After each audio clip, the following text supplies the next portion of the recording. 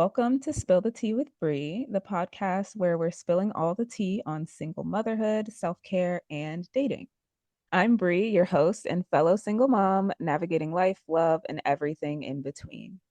Whether you're freshly single, thriving, or still figuring it all out, this is the place where you'll find real stories, honest advice, and a community that just gets it. So grab your favorite drink, get comfy, and let's dive into some juicy conversations that'll inspire, empower, and keep it all the way real. Ready? Let's spill the tea. All right. So, thank you. That was Today, excellent. Love thank that. you. Yeah. When I get into it, I can do Yeah. it. But today we have Anna here with us today to share her success story. And so I actually, this is not on the list, but I just want to know, like, what is your journey to single motherhood? Because, everybody's journey is a little bit different. Ooh, that's good, girl. Yeah, well, my journey, I'm gonna keep it 100. I was out and about. It was Memorial Day weekend. I was at the club with my girls and met this man and went home with him. The only time I've ever done it. And yeah, had unprotected sex. And you know what was hella weird? I had like God speak to me and it was like, you're pregnant. And I was like, fuck. Yeah. And it was like instant, like it was like a sign, and I was like, all right. And then I was like, okay, well, let me wait. If I miss my period, then it's for real. So wait, when you said that you had God tell you, Yeah. was that like in the moment or was that like a couple weeks after, but before the It missed was that period? night. Yeah, it Oh, was that that night. literally like it happened. It's official. And I was like, did I just hear what I think I heard? Oh my goodness. Yeah, so that was number one. And then baby number two, I have two kids, Oh, was a couple of years later with my husband, and I wanted kids. I had my firstborn. He was like a year and a half when we met. okay. And yeah, so the second one was definitely planned, and we tried for like 3 or 4 months to Mhm. make that happen. I was like tracking my cycle, waiting for the ovulation, and then I would get sad when it like didn't happen, and then it did, and I was so happy. And that's my story, girl. But I always knew I wanted to be a mom. Like when I was a little girl, like I was a teacher, I was a camp counselor, I was a coach. Like I was always with the kids. It was always in the cards for me. Like I didn't think it was going to happen like that, but I was also like, well, girl, like you're a teacher, you're 27, you're not a teenager. Like you got this, sis. You're raised by a single mom. Like you know what it is. But yeah, yeah. Wow. So you said you had your oldest through the was it did it end up being a one night stand? Yeah, well, I mean, we like dated a little bit, but he was not the one. Like it was very obvious. And you know, we co-parent, but girl, I don't know. Sometimes shit like that happens. And it was interesting because like a lot of women struggle with fertility, and I Yeah. just didn't. I mean, Yeah. I guess maybe with the ex-husband, but it was also like a full moon. It was hella weird. The astrology was super aligned. I looked at my cycle because I've been tracking my cycle for years, and it was like the first day of ovulation. Wow. He was like, "Are you sure? How do you know? We need a DNA test, blah, blah, blah." And I was like, "Look at my app. I'm a Virgo rising. Like, I don't play about this. Like, it's in the calendar. Like, I swear to God, and Wow. Oh, it it was just hella funny that like the God universe told me you're pregnant, like, period. And I was like, and I kind of knew it was true though. You know what I mean? Like that's never happened before. I was with a boyfriend for like 6 years and never got pregnant. You know what wow. I'm saying? It was Literally, meant to be. it was meant to be. You know what I Yeah. mean? And I think that we need to take away the shame and the stigma when like, if you're a woman that's like ready, willing, capable, emotionally prepared, like do it, girl, unless something really screams no, like you can do it, you know? Yeah. Yeah, we were just having I was hanging out with my friends the weekend before last. And we're all one is 30, and then no, two of us are 30, and then myself and our other friend, we've been friends since like elementary, middle school. We're Yeah. turning 30 in the next couple of months. I'm turning 30 next week. But Yeah. you know, one of the one who's almost turning 30 as well, just kind of was sharing how she thought that she'd be married and have kids by now, and and I'm like, have kids. Like, you're not alone. I'm home all day. I will watch your baby like for free. I literally I'll watch your baby for free because I love babies. But what I will not do is, like keep your baby overnight too often, because then I will not be able to show up well. But during the day, I will hang out with your baby. I will take care of your baby while you work. And, you still do that thing, whatever you got to do. Like, you're Yeah. not, and I know her parents too would also be very helpful. I'm like, Hmm. if you want the kid, have the kid. And then, Yeah. Yeah. I mean, like, I get it. Some women just don't. But if you're born and you have like mother instincts and you've always were yeah, like the babysitter, you were always like with the kids and like at the family party, you're like not with the adults, you're like with the hang out kids, with the kid. like have the child. You know what I'm saying? Like that's, Yeah. yeah. Yeah, definitely. It's especially in today's age, or whatever the expression is. I'm terrible with idioms. Mhm.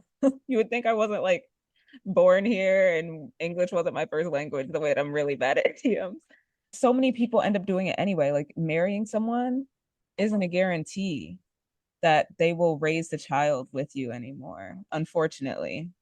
That's what I'm saying. And like a lot of couples, like you don't know who someone is until number one, like you move in with them, right? Number two, the baby arrives. Like you Yep. guys could be fine on your own. That's what happened with my ex-husband. We were fine on our own. We were fine with my little toddler. But then when the baby came, like he just couldn't handle it. We were just Yep. talking about capacity and threshold and like he just was not able to, you know what I mean? Like, Yeah. obviously, you've got your own story and your own upbringing, but I was like, well, I mean, this is my life path, you know? So I'm doing this. And obviously, I would love help and support and a partner, but if not, we press on, you know? Yeah. Exactly. Exactly. Which is such a, like, I agree with that now, but I have gone through my fair share of like the bitter, the anger, the Yeah. sorrow about it all. Yeah. On my behalf at first, because I had my oldest when I was 19. Okay.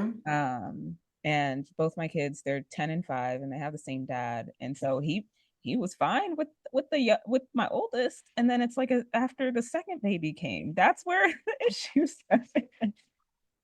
That's So, interesting. yeah, That's yeah, not talked about.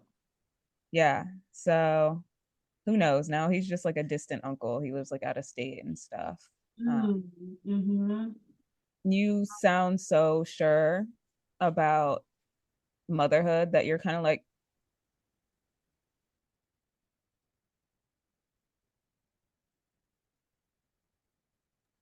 I'm doing this regardless, right? But you sound like you're saying it from a space of choice, intentionality, and conviction, whereas a lot of single moms, myself included at one point, it felt like there was no choice.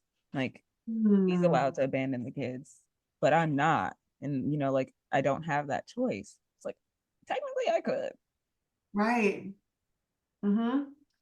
but you are choosing it, and you're like in that of like, well, I wanted to be a mom anyway.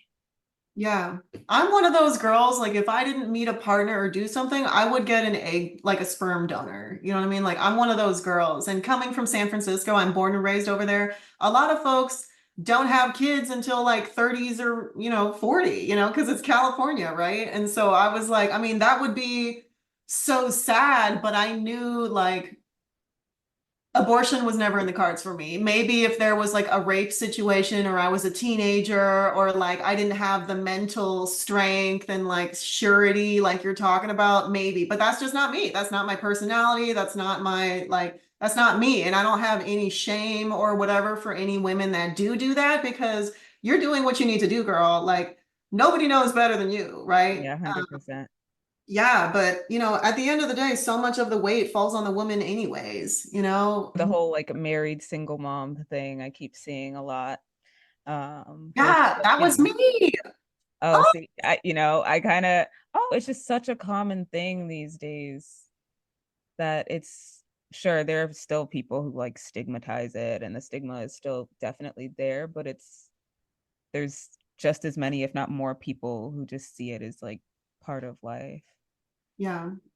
And I think what we need more of is just good mothers. You know what I Yeah. mean? Think of all the people that have kids by accident or they think they're supposed to, but they're just like not attentive. They're not around. And then the kid is like sad and looking for other role models and parental figures. And it's like, if you want it, figure it out. You could become an auntie, you can adopt a baby, you can help another single mom. Like, I wouldn't be where I am today without my squad of sisters. Like, my Yeah. sisterhood is so solid. And it's not my family. My family is not very kid friendly. And that was really sad for me. They were kind of guilt tripping. They were on the abortion train. They were very aggressive with me. And I'm like, none of y'all ever worked with kids. Like, none of you have ever been interested. And how dare you speak to me like this? You know what I'm saying? Yeah. Like, so that's why I live in St. Louis. And I'm like, this is where I'm raising my family. This is my village over here. Yeah. So you also have to build your own.